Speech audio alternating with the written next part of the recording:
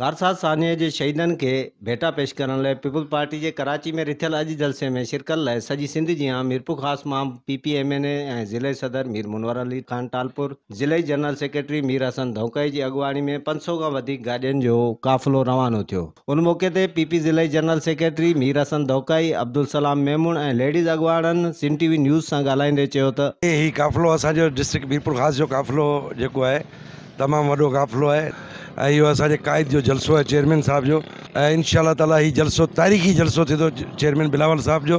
ज़िले मीरपुर ख़ास पर नवाबज़ादा मीर मुनवर अली खान टालपुर साहब की क़यादत ऐं ज़िले जनरल सेक्रेटरी मीर हसन धौकाई साहब की क़यादत ऐं तमामु समूरे पाकिस्तान पीपल्स पार्टी जे पार्लियामेंटेरियन कारकुननि सां गॾु अॼु असां कराची में सानिया कारसाज जे शहीदनि खे सलाम पेश कंदासीं।